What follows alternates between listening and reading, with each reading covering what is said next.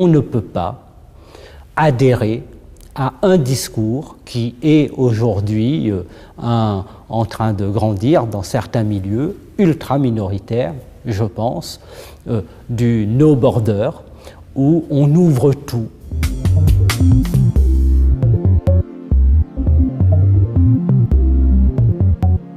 Bonjour Younous Omarjee. Bonjour. Vous êtes député européen La France Insoumise. Donc à l'approche des élections européennes donc au printemps 2019, est-ce que vous pouvez m'en dire plus sur l'immigration et la crise migratoire en Europe? Et quelle est la position donc, de la France Insoumise sur ce sujet? Notre position, elle est simple et elle est attachée à des principes.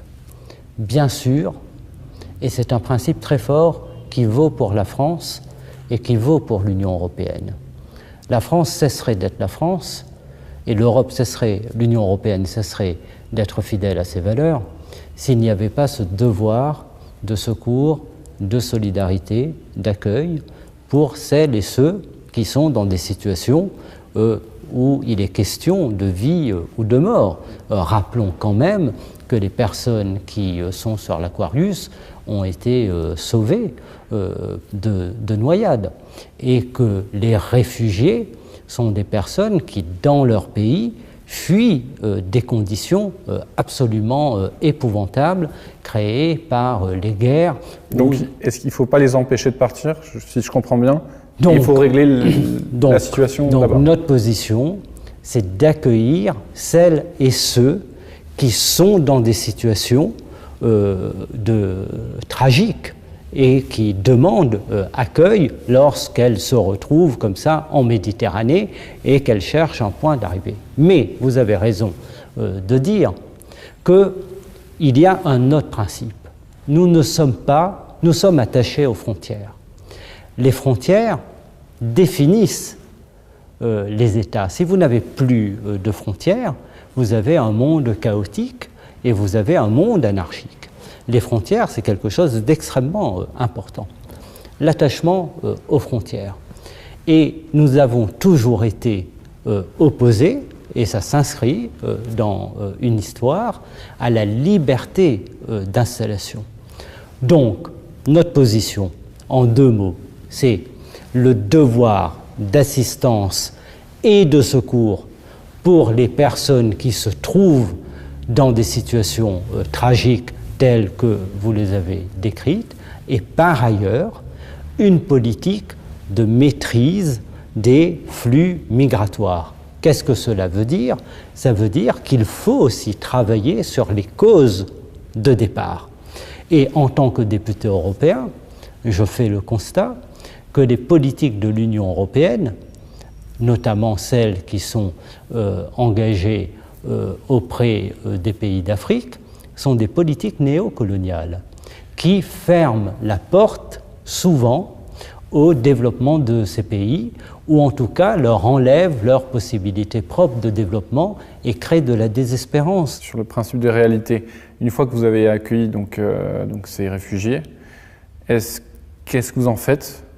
Est-ce que vous les régularisez et est-ce qu'il faudra peut-être un jour les renvoyer dans leur pays une fois que donc, leur pays est stabilisé? Donc d'abord, je veux dire, on doit s'interroger.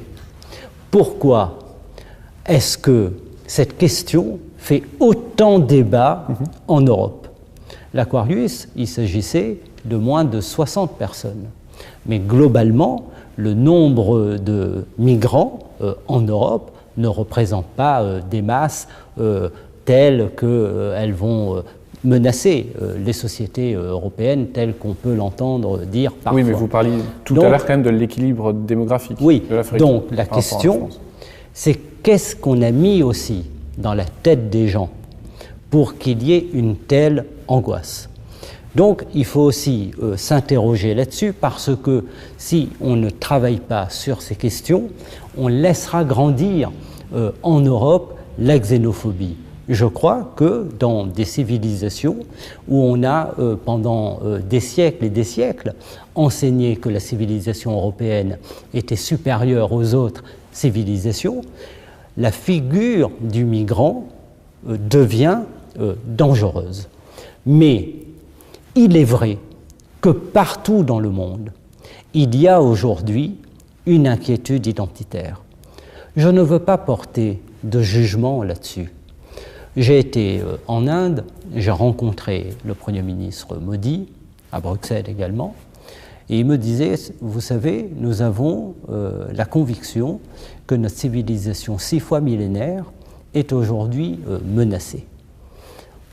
Il a tort, il a raison, je pense qu'il a tort, mais il y a cette angoisse. Et en Europe, il y a aussi, compte tenu de ces bouleversements démographiques, mais pas seulement, il y a une véritable angoisse identitaire sur une certaine idée d'une civilisation presque originelle, bon, qui n'a peut-être pas trop de sens, mais d'une intégrité de la civilisation européenne.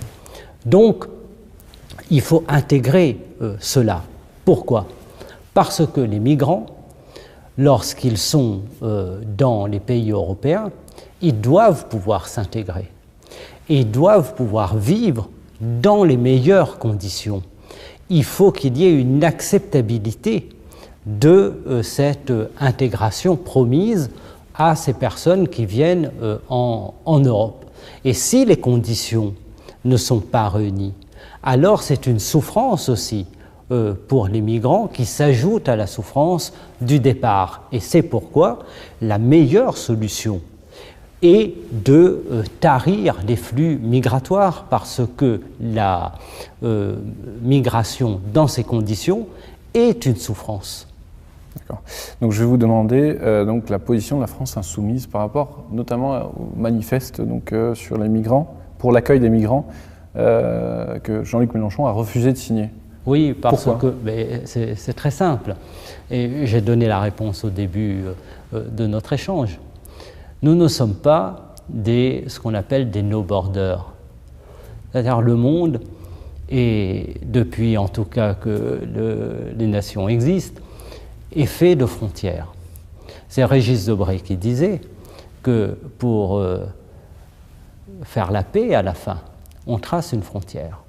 Mais souvent, les motifs de déclenchement de guerre, c'est aussi la violation des frontières. Donc, les frontières, c'est quelque chose d'extrêmement important. Et on ne peut pas adhérer à un discours qui est aujourd'hui en train de grandir dans certains milieux ultra minoritaires, je pense, du no border, où on ouvre tout à toutes les migrations venant de partout, avec cette liberté de circulation totale et absolue, qui est d'ailleurs portée par les libéraux. Donc nous sommes opposés à cela. Et il y avait une coloration dans ce texte, une coloration de no border que nous refusons. Donc et vous puis, dites que l'immigration est l'armée de réserve du capital? Aussi, mais bien sûr. Et d'ailleurs, il suffit de voir la réalité. Ce n'est pas moi qui le dis. Il y a quelques années, Christiane Taubira elle-même expliquait dans un texte que j'avais lu, qui était brillant, qu'elle avait écrit, et elle expliquait comment on utilisait les migrants venant d'Afrique en particulier dans des conditions absolument indignes pour les tâches les plus subalternes ici en Europe, et où on pesait, on pressurait par ailleurs les salaires. Donc il y a là un vrai problème. Le grand patronat européen utilise cette main-d'œuvre dans des conditions indignes, et on ne peut pas, en tant que force de gauche, accepter cela. Je ne vois pas vraiment, sauf à vouloir instrumentaliser cette question pour les élections européennes, ce qui est profondément indigne, parce qu'on parle de gens qui souffrent, de gens qui sont confrontés à des difficultés terribles. Je suis allé visiter des camps de réfugiés un peu partout en Méditerranée. Je suis parti à Lampedusa, je suis parti aussi dans les pays du Moyen-Orient, j'ai été en Jordanie, j'ai été en Turquie, j'ai été au Liban. J'ai je sais la réalité de cette souffrance et je trouve qu'il y a une très grande indignité à instrumentaliser cette question au moment des élections européennes. Jean-Luc Mélenchon a refusé donc de faire de l'immigration le thème central des élections européennes. Il veut faire donc, de ces élections un référendum anti-Macron. Quels sont donc les thèmes donc, de ces élections pour vous? Lorsque nous disons que c'est un référendum anti-Macron, par définition, c'est un référendum anti-Merkel et anti-Juncker aussi. Parce que les politiques européennes aujourd'hui, par des injonctions de la Commission européenne, s'abattent au niveau national, montrent le chemin aux États membres sur lesquels les réformes doivent être engagées, des réformes extrêmement violentes. Toutes les réformes qui ont été faites par Emmanuel Macron depuis son arrivée à l'Élysée sont des demandes qui ont été demandées par Bruxelles. Je pense à la réforme ferroviaire, mais je pense aussi à la réforme des retraites qui va venir prochainement. C'est Pierre Moscovici lui-même qui disait qu'il faut faire 5 milliards d'économies sur le régime des retraites en France. Et cette retraite à points, elle a été pensée d'une certaine manière à Bruxelles. Donc, et vous avez ce semestre européen et ces recommandations, entre guillemets, recommandations aux pays membres qui font que le contenu des politiques nationales est orienté, est désiré, est imposé en réalité par Bruxelles. Et nous sommes là dans la continuité de ce que nous avons refusé avec le référendum en 2005.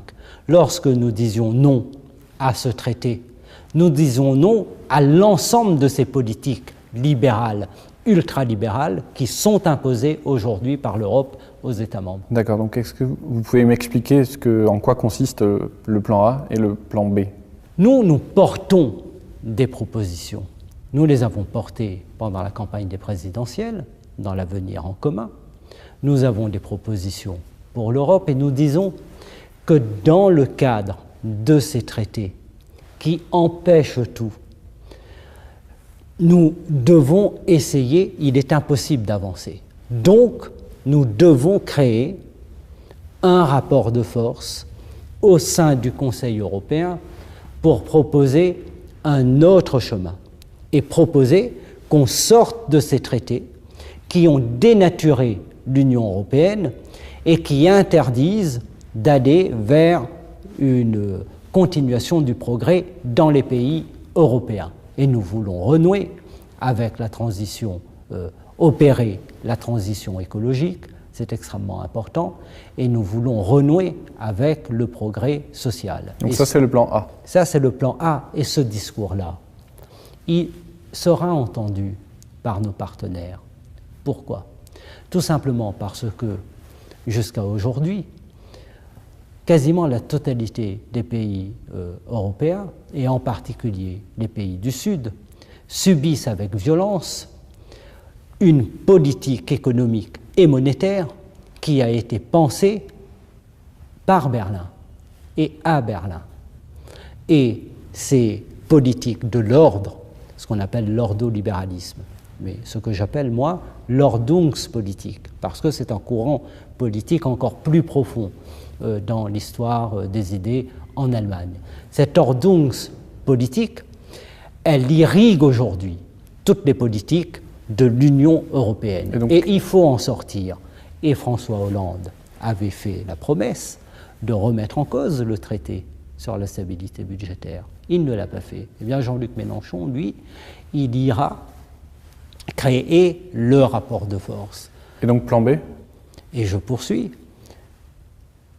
Nous gagnerons parce qu'il n'y a pas d'Union européenne sans la France. Donc, comme tous sont attachés à l'Union européenne, et comme nous sommes attachés, nous aussi, au projet européen, eh bien, on trouvera les soutiens pour progresser et pour sortir de cette forme de dictature économique qui a été imposée par les gouvernants allemands aujourd'hui. Cela revient de loin, parce que déjà, il y avait eu le traité de Maastricht, mais surtout c'est avec la réunification allemande et ce qui en a suivi, le prix qui a été payé par l'Union européenne a été extrêmement lourd. Donc plan B, vous sortez de l'Union européenne? Plan B, nous le ferons quand même. C'est-à-dire que nous désobéirons d'une certaine manière, et nous le ferons.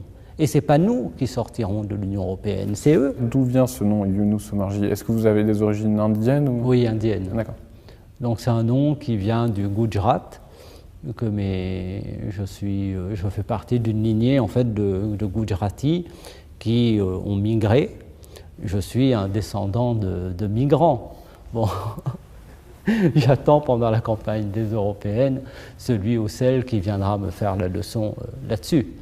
Bon, et puis je viens de La Réunion et j'attends aussi celui qui viendra me dire, compte tenu de mes engagements, que je suis un nationaliste. Enfin, tout ça n'a aucun sens. D'ailleurs, quelle est la situation à Mayotte vis-à-vis des Comores? La situation à Mayotte est extrêmement difficile pour la population mahoraise, parce qu'il y a une constance, c'est que la France n'est pas à la hauteur de ses engagements pour les Outre-mer, et encore moins pour Mayotte, qui a fait le choix d'être française. Donc la situation est extrêmement difficile, mais Mayotte est, vous le savez, confrontée aussi à la question migratoire.